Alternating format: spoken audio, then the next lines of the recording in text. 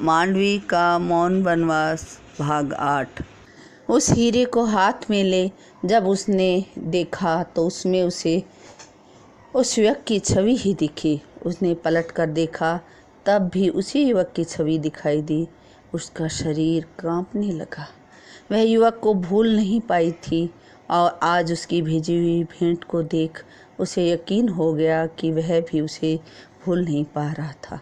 इतने में दरवाज़ा खटखटाने की आवाज़ आई। वह हड़बड़ाहट में उठी तो हीरा उसके हाथ से छूट गया। उसकी आंखों से आंसू निकल आए। फिर भी उसने अपने आप को संभाला। दरवाज़ा खोला तो दासी भोजन लिए खड़ी थी। उसने दासी से थाल लिया और जाने को कहा। उसने खाना मेज़ पर रखा और दरवाज़ा बंद कर लिया और फूट फूट कर रोने लगी। अपने प्यार की निशानी को टूटा देख उसका दिल टुकड़े टुकड़े हुए जा रहा था। आंसुओं से पूरा तकिया भीग गया था, पर वहाँ उसके दर्द को समझने वाला कोई न था। भोजन ठंडा हो चुका था। उसने एक और भी ना तोड़ी थी। वह आंखें बंद किए अपने प्रियतम के पास कल्पना लोक में उसी वृक्ष के नीचे जा पहुंची जहां वह अपने प्रियतम की गोद में सिर रखे उसे निहारने लगी। दोनों कभी मुस्कुराते, कभी हंसते, अपने बीते दिनों को याद करते। कभी मांडवी अपने दर्द को याद कर सिसक पड़ती। साँझ हो चुकी थी। मांडवी और वह युवक अपने घर की ओर चल दिए। राजमहल के द्वार पर भरत खड़ा दिखाई दिया। उसके चेहरे से क्रोध साफ झलक रहा था। वह मांडवी को उपेक्षित भाव से देख बोला, कहाँ गई थी? मांडवी कुछ बोलती उससे पहले ही राजमहल में किसी के चिल्लाने की आवाज़ आई। उसकी तंद्रा टूट चुकी थी। उन्हें झरोखे से नीचे देखा तो राजा जनक और कुशध्वज अपनी पुत्रियों के द्वारा राजमहल में आने वाली खुशियों और राजवंश की वृद्धि का सुन खुशी मनाने हेतु अयोध्या नगरी आए थे। चारों तरफ खुशियां छा गई थी। सब लोग उनका आतिथ्य सत्कार करने लगे। ढोल नगाड़े से उनका स्वागत किया जा रहा था। दोनों अपनी पुत्रियों को देखने को आतुर थे। दासियां भाग भाग कर सीता, मांडवी, उर्मिला और श्रुतकीर्ति को सूचनाएं दे रही थी। चारों राजकुमारियां खुशी से झूम उठी। वह दौड़ी दौड़ी आई और अपने जन्मदाताओं से लिपट गई। राजाओं की आंखों से खुशी के मारे अश्रुधारा बह निकली। राजा जनक ने सीता से मिलने के बाद मांडवी को जब गले लगाया और पूछ बैठे, हे पुत्री, तुम्हारा चेहरा कांति विहीन क्यों है? तुम्हारे चेहरे पर मलिनता साफ दिखाई दे रही है। तुम्हें कोई कष्ट तो नहीं है ना? मांडवी ने आंखों से बहते आंसुओं को रोकने का प्रयास किया और बोली, मैं ठीक हूँ। उर्मिला और श्रुतकीर्ति के चेहरे पर संतोष था। सब हंसी ठिठोली करने लगे। राजा जनक और कुशध्वज के जाने का समय हो गया था। पुत्रियां उनके सीने से लिपटकर रोने लगी। राजा विदा हो चुके थे। सब बहुत खुश थे। आज घर में उत्साह का माहौल था। मंगल गीत गाए जा रहे थे। सारी नगरी राजकुमारों के होने वाली संतानों की खुशी में फूली नहीं समा रही थी। वक्त तेजी से गुजर रहा था। राजा राम अपने राज्य को सुचारू रूप से चला रहे थे। पूरी नगरी में सब सुखपूर्वक रह रहे थे। समय समय पर राजा राम अपनी नगरी का भ्रमण कर वहाँ के निवासियों के सुख दुख को जानने की चेष्टा करते थे। सब तरफ राजा राम की जय जयकार होती है। वहाँ कोई भी व्यक्ति पाप करने की हिम्मत भी ना कर पाता था। प्रजापालक राम एक आदर्श पुरुष की भांति पूरे विश्व में जाने जाते थे। कहते हैं, दुख के बाद सुख और सुख के बाद दुख आता ही है। अयोध्या नगरी को भी शायद किसी की नज़र लग गई थी। एक दिन राजा राम अपनी जनता के सुख दुख को जानने हेतु रात्रि भ्रमण पर निकले। भ्रमण करते करते उन्हें एक घर से कोलाहल सुनाई दिया। किसी के मारने और चिल्लाने की आवाज़ें आ रही थी। राजा राम ने अपने रथ को वहीं रुकवाया और उन आवाज़ों को सुनने की चेष्टा करने लगे जो तेज स्वर में बोली जा रही थी। वो आवाज़ें एक धोबी के घर से आ रही थी। जो अपनी पत्नी धोबिन को मारे जा रहा था और साथ ही कह रहा था कि मैं कोई राम नहीं हूँ जिसकी पत्नी किसी पर पुरुष के यहाँ रह आए और वह वापस अपने घर ले आए।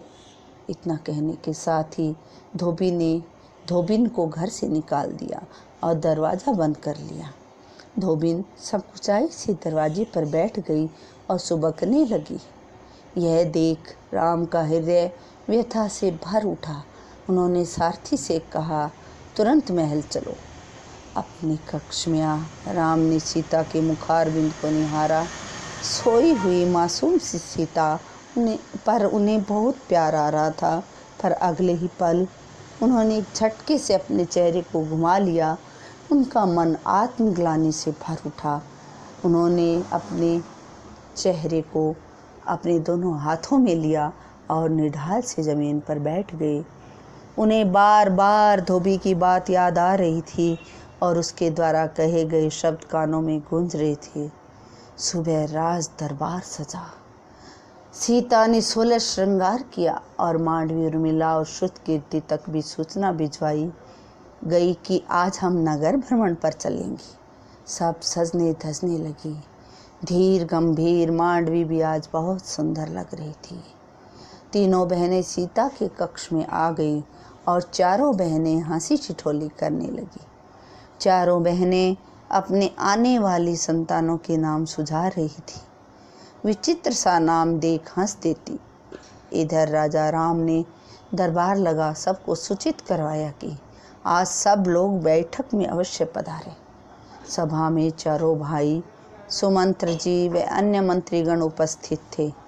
राम ने बड़े धीर गंभीर हो लक्ष्मण को अपने पास बुलाया। उन्होंने अचानक लक्ष्मण को आज्ञा दी कि वो सीता को वन में छोड़ आए। यह सुन सारी सभा अचंभित रह गई। लक्ष्मण तो स्तब्ध हो खड़े के खड़े रह गए। राम के चेहरे की कठोरता ने उसे जड़ सा कर दिया था। वह राम के चरण पकड़ रोने लगे। भैया, आप ये क्या कह रहे हैं? आप ठीक तो हैं ना? राम ने कठोरता से कहा। लक्ष्मण, मेरी आज्ञा का पालन करो। दूत द्वारा राजमहल में माता कौशल्या, कैकेयी और सुमित्रा के पास सूचना भिजवाई गई कि सीता को वनवासी के से वस्त्र पहना तैयार किया जाए। माताएं इस भाषा को समझ ना पाई। तभी लक्ष्मण ने रोते हुए पहुंचकर सारी हकीकत बताई। चारों बहनें अपने में मग्न थी। उन्हें पता भी नहीं था कि उन पर क्या वज्रपात होने वाला है। तभी उर्मिला ने देखा एक दासी दरवाजे पर खड़ी है, किसी संदेश को हाथ में लिए महारानी सीता तक पहुंचाने का कह रही है। संदेश का सुन सीता खुशी से झूम उठी। उसने सोचा कि राम ने जरूर उसके लिए प्यार भरा संदेश भेजा है। सीता को संदेश पढ़ने के लिए चारों बहनें मनोहार करने लगी। चारों बहनें उस पर झूम उठी। तीनों सीता से संदेश पढ़ने का बार बार कहने लगी। जल्दी से खोलो ना संदेश प्यारी बहना, हम भी तो देखें जेठ जी ने क्या संदेश भेजा है। सीता छुपाने लगी और नखरे करने लगी। यह देख बहनें गुदगुदी करती हुई उन्हें संदेश पढ़ने का कहने लगी। सीता ने पढ़ते हुए उन्हें धैर्य बंधाया और कहा, ठीक है, आराम से बैठो, अभी खोलती हूँ। सीता ने संदेश को हौले से खोला। ऊपर लिखा था, प्रिय सीता। तीनों बहनों के मुख से निकला ओहो और मुस्कुरा दी। संदेश आगे पढ़ा जाने लगा। उसमें लिखा था, हमारा मिलन शायद कुछ दिनों का ही था, हमें फिर बिछुड़ना पड़ेगा। सीता की आंखों से आंसू निकलने लगे तो बहनों के मुख पर भी उदासी छा गई। आज राती जब मैं भ्रमण पर गया तो धोबी ने धोबिन को ऐसे वचन कहे जो मैं सह नहीं पाया और आत्मग्लानि से भर उठा।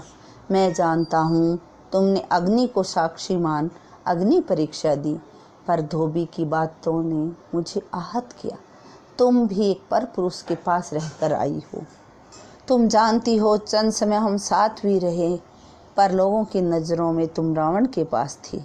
तुम पवित्र हो, पर मैं अब तुम्हारे साथ नहीं रह सकता। सीता ने अपने आंसुओं को पोंछा।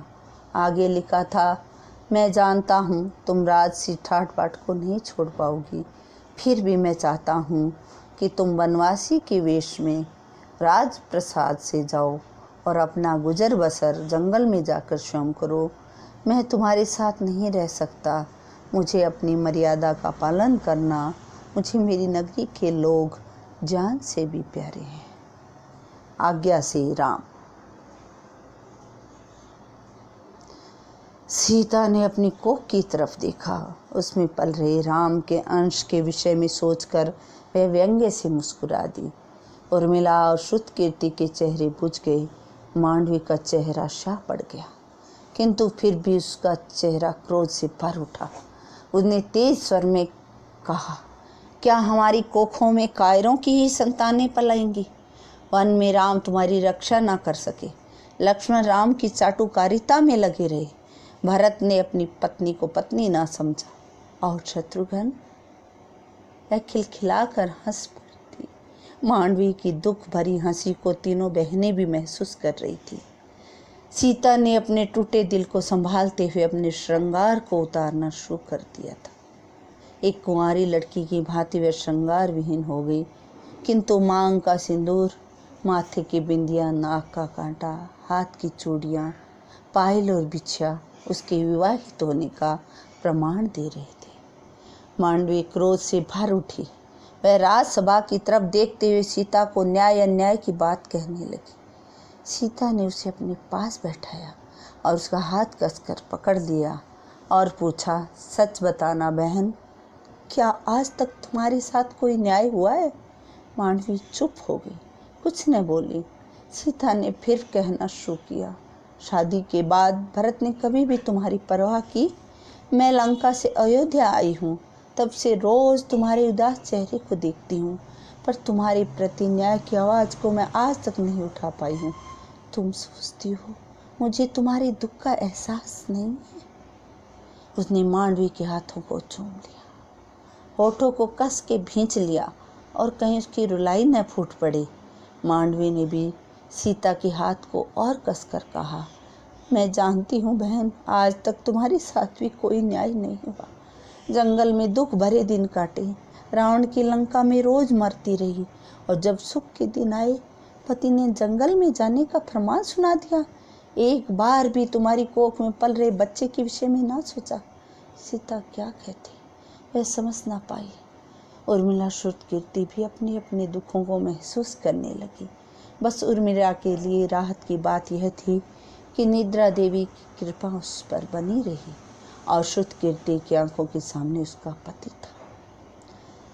लक्ष्मण सीता के दरवाजे पर सिर झुकाए खड़े थे। सीता होले से उठी और लक्ष्मण के साथ सीता राजसभा की ओर चल दी।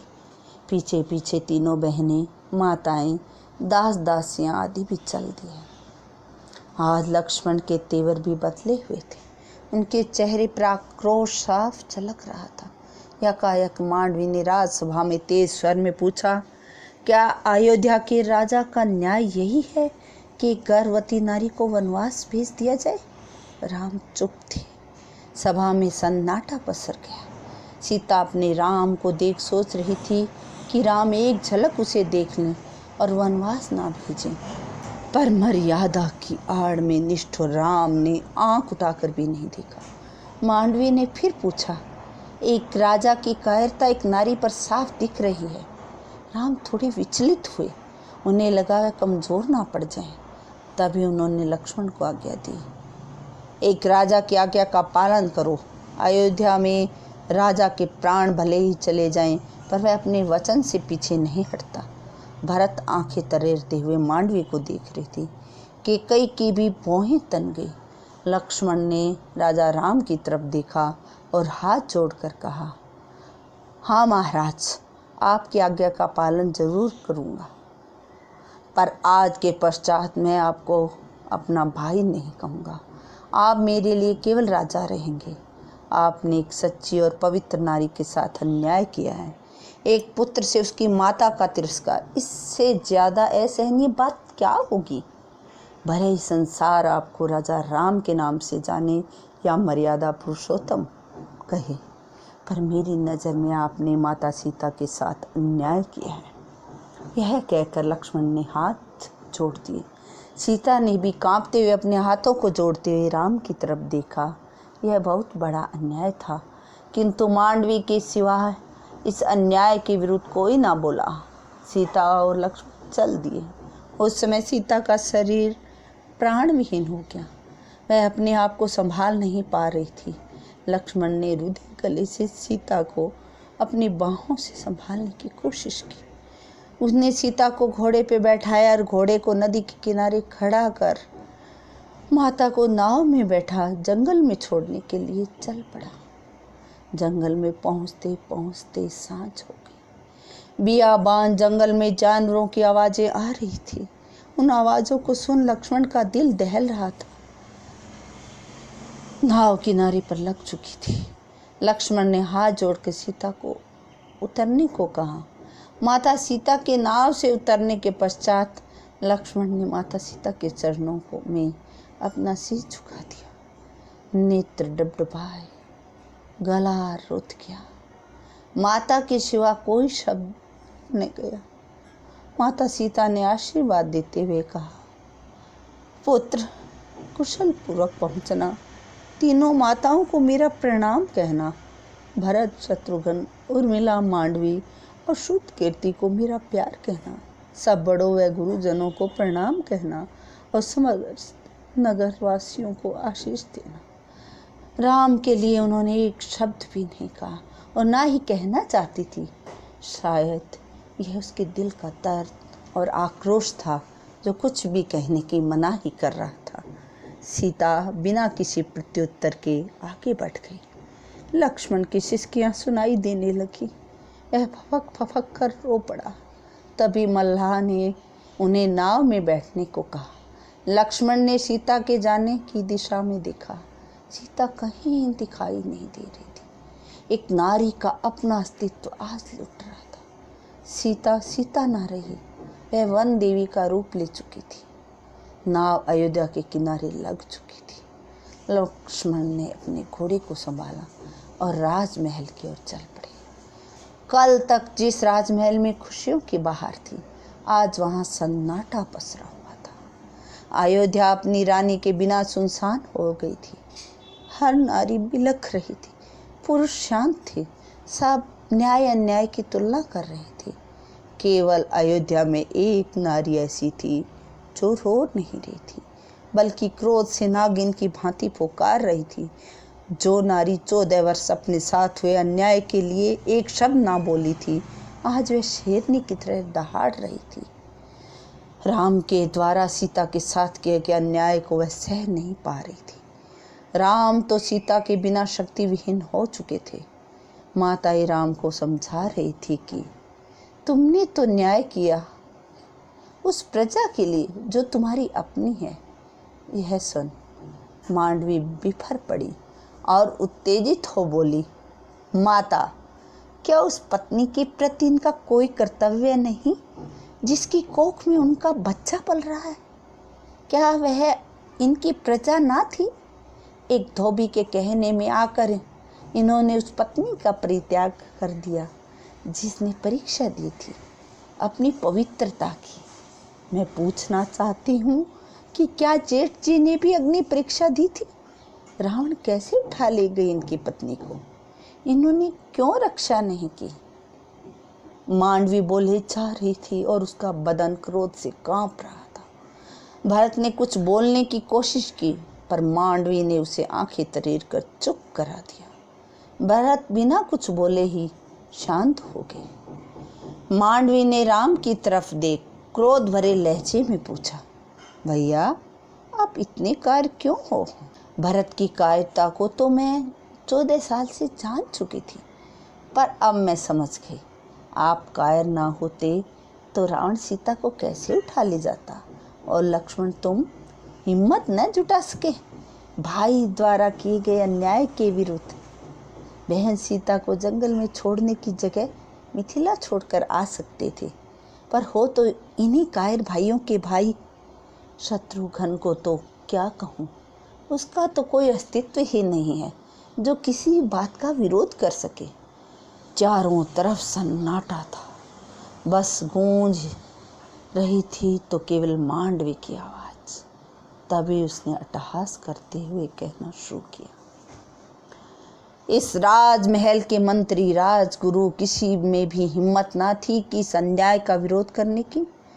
जो अयोध्या 14 वर्ष से सीता की प्रतीक्षा कर रही थी, वहाँ के नर नारियों से एक बोल भी ना फूटा, केवल कायरता पूर्वक अश्रुधारा बहा रहे थे। पूरी अयोध्या का खून ही कायरता लिए हुए है। यह सुन के कई ने चीखते हुए मांडवी को चुप रहने की हिदायत दी। मांडवी ने प्रतिकार में और भी तेज स्वर में कहा, माता आप तो बस बोले ही ना। आज मांडवी का गुस्सा फूट रहा था। वह चीख चीख कर कह रही थी, आपने 14 वर्ष मुझ पर कितने जुल्म किए, कितने इल्जाम लगाए। पूरे महल में अकेलापन भोगा है मैंने। उसका मन वितृष्णा से भर उठा। पति अयोध्या में होते हुए भी मैंने एक विधवा का सा जीवन जिया है। क्या यह न्याय था? उर्मिला के पति ने उसे 14 वर्ष की सजा दी, अकेले छोड़कर पल पल मरने की। और मासूम बहन श्रुत कीर्ति, यह तो दुख और सुख को जान भी ना पाई थी। सीता जंगलों में भटकती रही। हम चारों बहनों ने इन कायर अयोध्या में आकर क्या पाया? इस कायर अयोध्या में आकर क्या पाया? मांडवी बोलते बोलते हाँफने लगी थी। चारों भाई सिर झुकाए खड़े थे। माताएं कुछ बोल नहीं पा रही थी। मंत्रीगण शांत थे। राजगुरु भी कुछ ना बोल पा रहे थे। नगरवासियों में भी सन्नाटा छा गया था। तभी भूखी प्यासी मांडवी बेहोश हो जमीन पर धड़ाम से गिर पड़ी। उर्मिला और श्रुत कीर्ति दौड़ी आई। उन्होंने बहन मांडवी को रोते हुए संभाला। उसे राजवैद्य के पास ले जाया गया। मूर्छित मांडवी को उन्होंने दवा दी और उसका विशेष ध्यान रखने को कहा। अब राजमहल में हंसी ठट्ठे की कहीं से भी आवाज़ न आती थी। तीनों बहनों की कोख में बच्चे धीरे धीरे बड़े हो रहे थे। राम ने अपने आप को अकेलेपन में धकेल दिया था। वह बहुत कम बात करते थे। भरत, लक्ष्मण, शत्रुघ्न भी सामना होने पर ही बोलते थे। एक दिन वह घड़ी भी आई जब तीनों बहनों ने एक एक सुंदर पुत्र को जन्म दिया। मातृत्व का एहसास पा तीनों फूली नहीं समा रही थी, पर सीता की कमी उन तीनों को खल रही थी। वह साथ ही सोच रही थी कि सीता का लाल भी उन्हीं के लाल जैसा होगा। मांडवी सोच रही थी कि बेटा हुआ है या बेटी। यह सोच उसका मन और भी बेचैन उठा, पर वह क्या कर सकती थी। समय का पहिया आगे बढ़ा और तीनों भाइयों के एक एक पुत्र और हुआ। राम का सूनापन बढ़ता जा रहा था, पर वह अपने राजकाज में लगे राजधर्म का पालन कर रहे थे। पूरे महल में सन्नाटा खुशियों में बदलने लगा। सारे बालक धीरे धीरे बड़े होने लगे। सब खुश थे। केवल दुख था तो मांडवी को, जो अपने टूटे हुए दिल के टुकड़ों को जोड़ नहीं पा रही थी। सीता का वनवास उसका मौन वनवास बन गया था। वह धीरे से उठी और अपने कक्ष से बाहर आ जंगल में उस जगह पहुंच गई जहां सबसे पहले उसे पशु पक्षियों का सानिध्य मिला था। वह शांत थी, पर जंगल के पशु पक्षी अपनी राजकुमारी को पा बहुत खुश थे। पर मांडवी को जिसकी तलाश थी वह कहीं भी ना दिखाई दे रहा था। उसकी दी हुई भेंट भी टूट चुकी थी। बस उसके हाथ में उसके प्यार की निशानी वह नौलखा हार था। बस नौलखा।